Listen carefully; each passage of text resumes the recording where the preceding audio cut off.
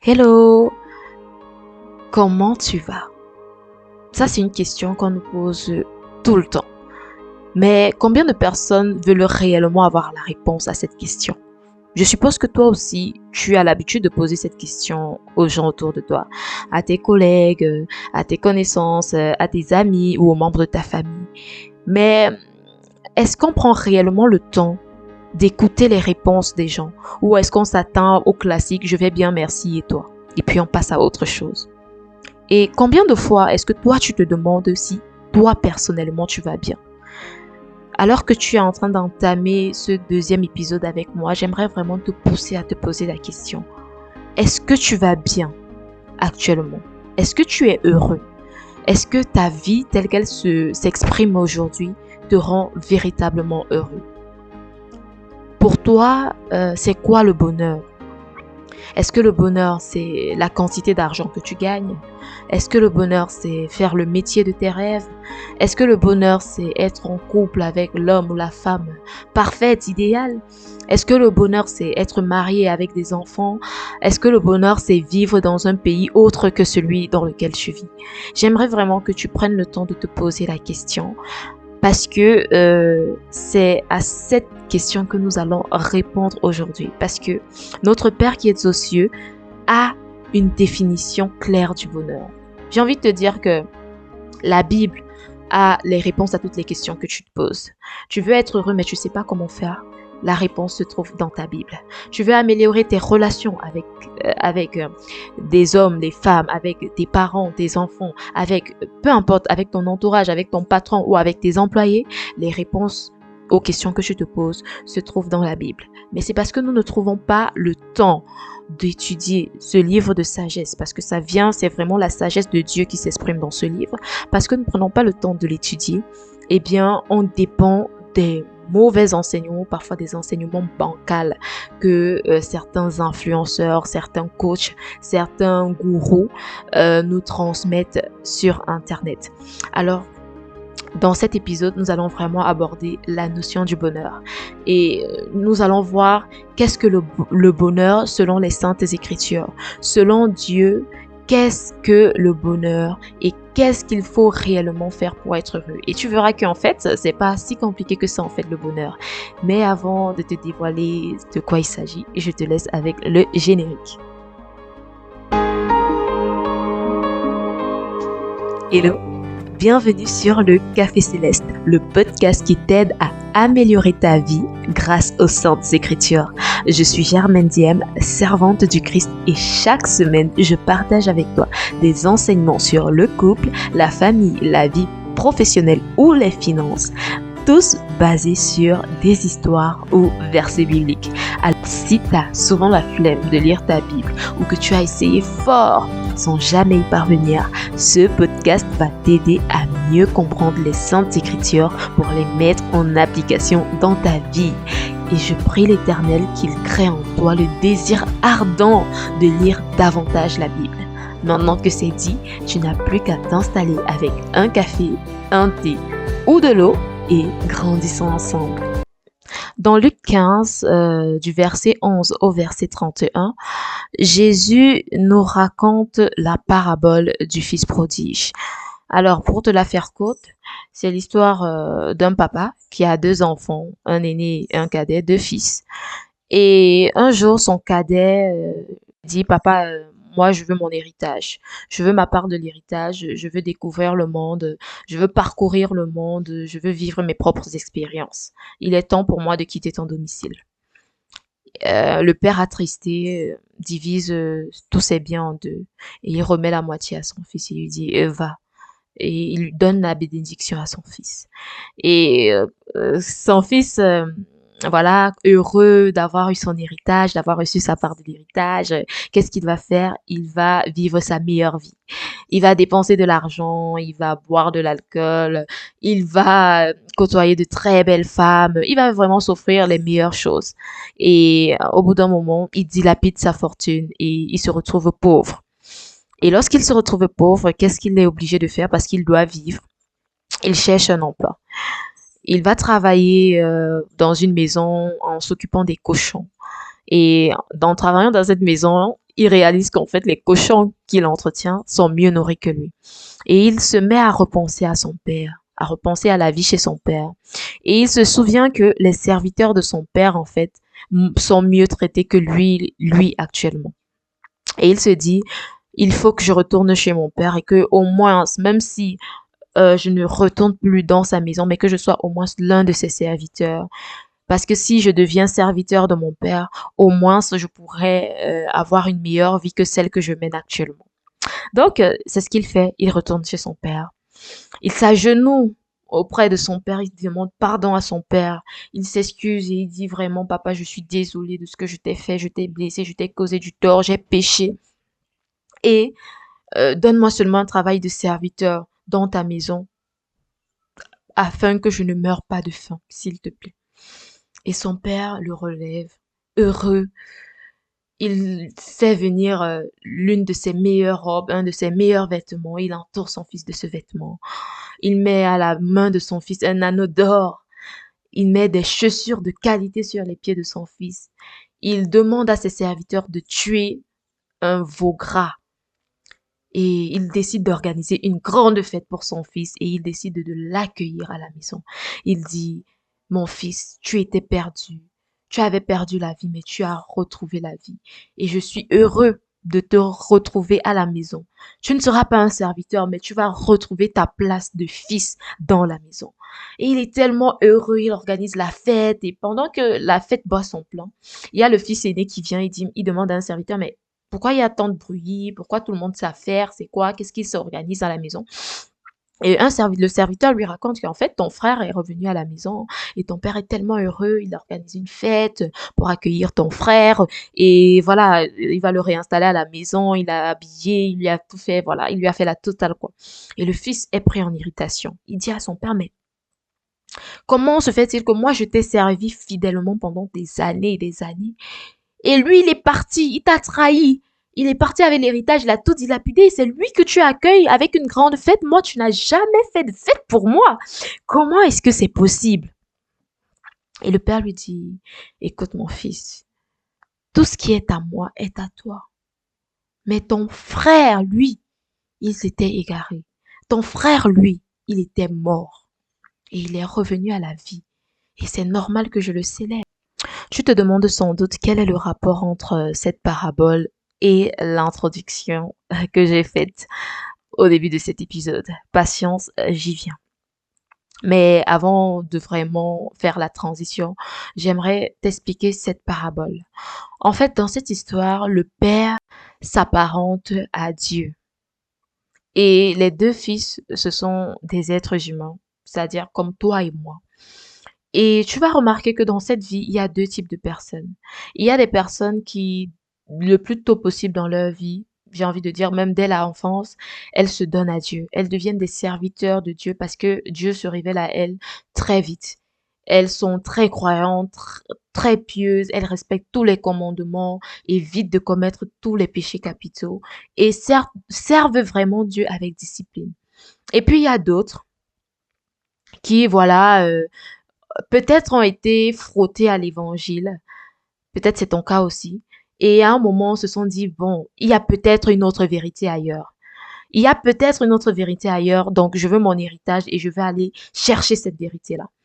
J'ai l'impression que ce qu'on m'enseigne dans la Bible, c'est pas trop vrai, que voilà, on veut me fermer les yeux, on veut m'empêcher de vivre, de connaître ce que c'est que réellement la vie. Et je veux aller explorer les autres réalités. Et voilà. Donc, le premier cas, ce sont les fils aînés, c'est-à-dire ceux qui respectent la Bible, qui respectent les Écritures dès le début de leur vie jusqu'à la fin. Et le deuxième cas, voilà, ce sont des enfants dits rebelles, c'est-à-dire, voilà, toute votre vie, vos parents vous ont, peut-être tes parents t'ont appris qu'il fallait prier, il fallait aller à l'église, il fallait lire les Écritures, il fallait pratiquer. Peut-être que tu avais pris cette habitude dans ta jeunesse, mais qu'à un moment, tu as éprouvé le désir d'écouter d'autres enseignements. Tu as éprouvé le désir de mener d'autres expériences. Pourquoi? Parce que tu es tomber sur des coachs, tomber sur des influenceurs, tomber sur des gourous qui t'ont impressionné par leur façon de vivre, par leur façon de parler, par l'apparence qu'elles reflétaient. Peut-être ces personnes te semblaient riches, te semblaient heureuses et tu t'es dit peut-être que c'est là-bas le vrai bonheur. Peut-être que le vrai bonheur, c'est pas la Bible que mes parents m'ont entendu, mais que le vrai bonheur se trouve se trouve dans l'argent, se trouve dans l'entrepreneuriat, se trouve dans l'exercice de sa passion. Et peut-être aujourd'hui, quand tu fais le bilan de ta vie, tu te dis, mais finalement, est-ce que je suis réellement heureux? Quand tu te poses cette question, bah, la réponse c'est pas oui. C'est pas le oui évident que tu te disais que ça allait être. Peut-être au début, quand tu t'es lancé, oui, tu étais comme ce fils prodige, c'est-à-dire ce fils rebelle. C'est-à-dire au début, c'est sucré parce qu'il y a encore de l'argent, il y a encore, voilà, les provisions que ton père t'a données. Et ces provisions, dans la vie réelle, ce sont des provisions spirituelles. Parce que bien souvent, quand tu décides de t'engager dans la rébellion, tu as des charges positives que tu as acquises spirituellement parce que tu menais une vie de prière et parce que tu lisais la Bible et parce que tu avais cette complicité avec Dieu. Mais quand tu le quittes, parce que tu veux explorer d'autres choses, parce que tu veux faire la fête peut-être davantage, tu veux draguer plus de femmes, tu veux gagner plus d'argent, eh bien, tu te dis, bah, au début, ça a l'air de te réussir parce que tu as encore ces richesses spirituelles que tu as acquises. Mais plus le temps passe, plus tes richesses spirituelles s'épuisent, elles s'altèrent et tu deviens misérable. Je ne sais pas depuis combien de temps tu t'es éloigné de Dieu. Peut-être ça fait 2 semaines, 2 jours. Et peut-être ça fait 2 ans. Peut-être ça fait même 20 ans. Mais je tiens à te dire aujourd'hui à travers ce podcast qu'il n'est jamais trop tard. Il n'est jamais trop tard pour revenir sur le droit chemin. Dieu n'attend que ça. Dieu n'est pas ce juge qui te tape sur les mains, qui te punit sévèrement quand tu commets un péché.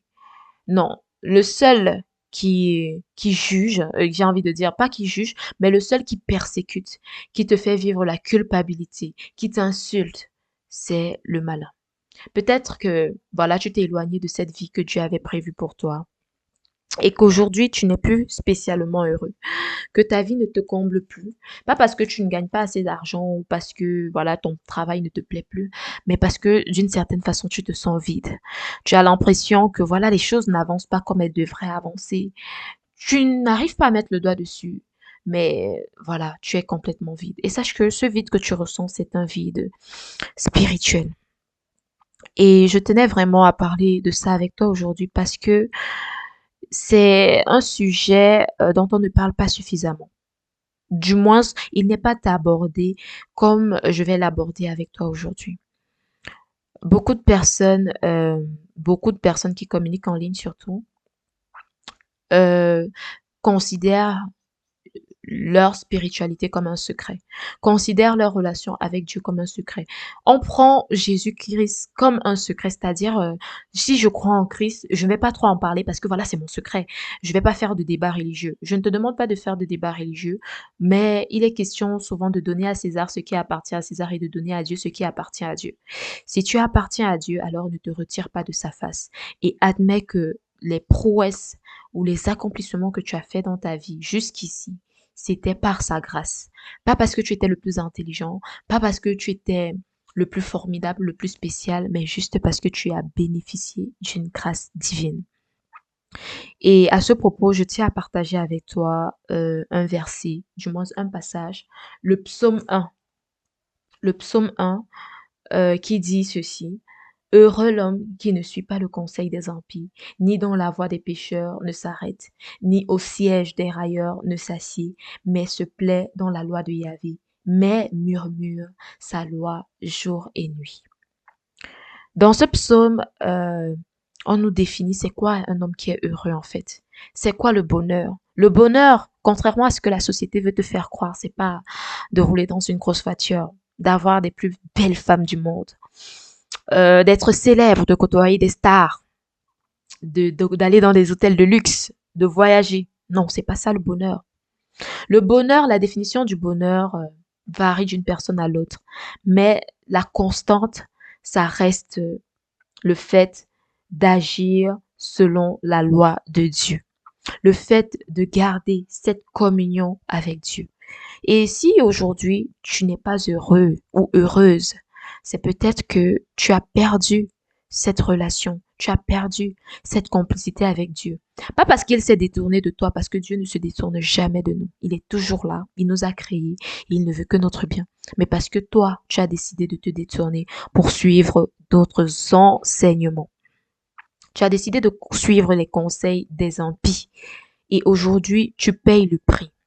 Dans la suite, le psaume 1 nous dit, au verset 3, en parlant de celui qui se plaît dans la loi de Yahvé, qu'il est comme un arbre planté près des ruisseaux, qui donne son fruit en la saison, et jamais son feuillage ne sèche.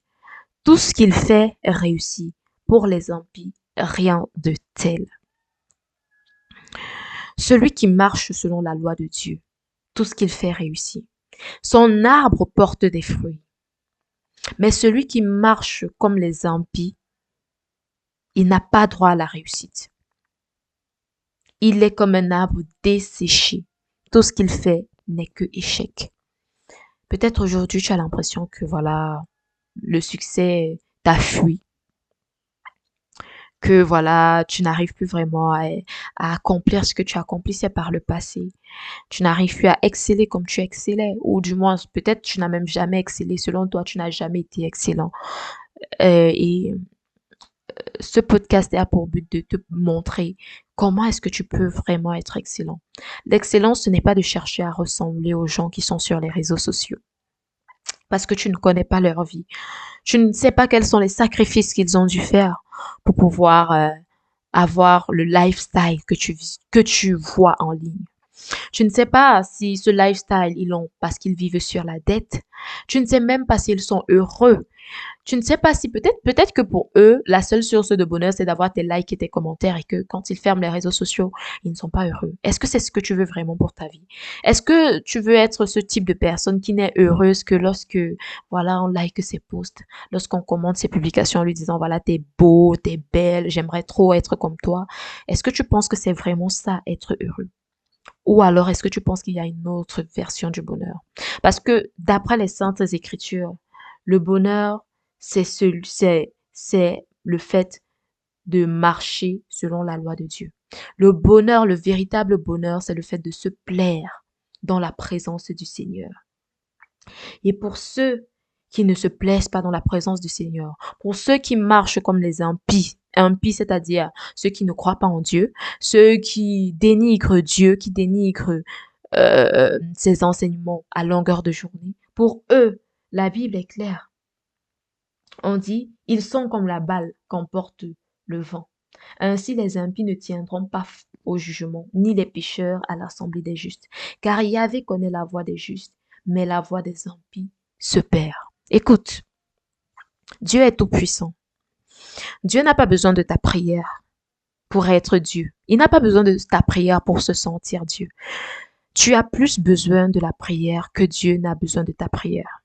Tu as plus besoin de Dieu que Dieu n'a besoin de toi en fait. Parce que Dieu est le créateur, c'est le maître de l'univers. Et j'aime souvent prendre cet exemple. Moi, je suis ingénieur. Je conçois des machines. Je peux être amenée dans mon travail à concevoir des machines. Euh, je peux concevoir plusieurs machines. Et si l'une de mes machines me fait défaut, il y a une autre que je pourrais utiliser. Je ne dépends pas de mes machines, ce sont mes machines qui dépendent de moi. Si je ne suis pas là pour utiliser mon ordinateur devient inutile. Et je peux utiliser autant d'ordinateurs que je veux. Parce que je suis le cerveau qui se cache derrière ces ordinateurs. Et c'est la même chose pour Dieu. Mon ordinateur ne va pas se lever devant moi et me dire non, tu m'as déjà trop manipulé, tu as déjà trop écrit, tu as déjà trop enregistré de podcasts, tu as déjà fait trop de programmes sur moi. Moi, je veux faire autre chose. J'ai besoin de découvrir le monde. J'ai besoin de vivre la vie. Si mon ordinateur aujourd'hui se lève et décide de refuser d'assumer sa fonction d'ordinateur, il devient inutile et il n'est bon qu'à jeter à la poubelle. Et pour toi, c'est la même chose. Dieu t'a conçu, tu es une créature de Dieu. Tu as été conçu pour accomplir une mission spécifique. Mais tant que tu n'es pas en relation formelle, en relation, j'ai envie de dire, en communion avec Dieu, tu ne peux pas effectuer cette mission. Tant que tu essayes de copier les autres, tu ne peux pas assumer ta fonction. Et donc, tu es inutile à Dieu. Et quand une créature devient inutile à Dieu, elle n'est bonne qu'à la poubelle. Et la poubelle, c'est le malheur, ici. Le fait de vivre loin de ton Créateur te rend malheureux. Et je tiens vraiment à attirer ton attention dessus parce que les gens ne vont pas te dire ça. Les coachs en ligne ne vont pas te dire ça. Ils vont te dire, il faut méditer, il faut faire une détox du téléphone, il faut revoir ton alimentation. Mais crois-moi, moi j'ai essayé tout ça. J'ai regardé des centaines de contenus sur tous les aspects de la vie. Ça peut être, généralement c'était des contenus gratuits disponibles sur YouTube ou en podcast, mais il y a également des contenus que j'ai payés. J'ai lu des livres et je peux te dire que même en ayant appliqué cela, le bonheur que j'avais était éphémère. Ce n'était pas un bonheur durable. Parce que le bonheur durable, il n'est possible qu'en Dieu. Peut-être que quand tu suis tes vidéos sur YouTube, tu as l'impression que ça te rend heureux sur le moment, mais dès que tu éteins ton téléphone, boum, le moral retombe. Les gens, on va expliquer, les scientifiques vont parler de dopamine. Oui, parce que justement, tous ces contenus que tu consommes produisent en toi de la dopamine. Tu as l'impression que tu es heureux, et justement, tu es heureux sur le moment. Mais dès que tu n'as pas ton téléphone, dès que tu n'as pas ce livre qui te donne l'impression d'apprendre, dès que tu n'es pas au contact d'autres personnes, tu es malheureux. Dès que voilà, les gens cessent de te dire à quel point tu es formidable, à quel point ils ont besoin de toi, je ne te sens pas heureux. Et dès que peut-être tu as l'impression de ne pas être aussi exceptionnel que tu pensais l'être, tu n'es pas heureux. Eh bien, Dieu, c'est celui qui t'accepte avec tes qualités et tes défauts. Dieu n'attend pas de toi que tu sois parfait. Dieu n'attend pas de toi que tu réussisses dans tout ce que tu fais. Au contraire, il a besoin de tes défauts parce que c'est à travers tes défauts qu'il montre sa grâce. C'est à travers tes défauts que Dieu montre qu'il est Dieu. Parce que quand il réussit à accomplir des miracles sur toi malgré tes défauts, il montre aux autres sa puissance. Il montre aux autres êtres humains sa puissance. Et sache que si tu te détournes de Dieu aujourd'hui, que tu ne veux pas qu'il t'utilise, eh bien ce n'est pas grave parce qu'il va utiliser d'autres personnes. Et nous sommes plusieurs milliards d'individus sur cette planète. Si tu refuses que Dieu t'utilise, c'est pas grave. Il va utiliser d'autres personnes. Et je peux te dire que pour certaines personnes que tu admires, pas toutes, la grâce de Dieu dans leur vie se matérialise par la voiture, par l'argent, par la famille. Mais la grâce de Dieu peut aussi se manifester autrement. Mais la manifestation la plus grande de la grâce de Dieu, c'est la paix. Être heureux, si je dois résumer, si je dois conclure, c'est avoir la paix. Se sentir en paix, où qu'on aille, quoi que s'il se passe, avoir développé une telle résilience que, quoi qu'il arrive, on garde l'assurance que les choses ne pourront aller que mieux. Et cette paix-là n'est possible qu'avec Dieu. Cette paix n'est possible que si tu as l'assurance que le Créateur, le Maître de l'univers est de ton côté. Et c'est le cas. Il est de ton côté parce que tu as été racheté à la croix. Parce que Jésus-Christ est mort pour que tous tes péchés te soient pardonnés. Il est mort pour que toi, qui étais le fils rebelle, toi qui avais décidé de quitter la maison de ton père parce que tu voulais vivre la belle vie, eh bien, Jésus-Christ est mort pour que ton père puisse t'embrasser à nouveau, te couvrir de robes d'or, te mettre un anneau au doigt, te mettre des chaussures et organiser une belle fête pour toi. C'est pour ça que Jésus est mort. Et c'est ce que je voulais partager avec toi. Donc, j'espère que, voilà, tu auras retenu quelque chose, que cet enseignement t'aura apporté en plus. Porte-toi bien, continue de lire ta Bible, surtout prends soin de ton cœur. Fais très attention au contenu que tu consommes. Fais très attention aux influenceurs, aux coachs, aux gourous que tu suis, parce que tous ne prêchent pas la vérité. Dans la suite, dans les prochains podcasts, nous allons parler de c'est quoi la vérité. Nous allons parler de jeûne, nous allons parler de prière, nous allons parler de qui est réellement Jésus-Christ. Je ne te parle pas de l'ordre parce que honnêtement, les thématiques que j'aborde me sont inspirées par le Saint-Esprit. Donc, je te laisse la surprise. Mais une chose est sûre, c'est que mardi, tu auras droit à un podcast à 19h. Alors, abonne-toi pour ne surtout pas le manquer.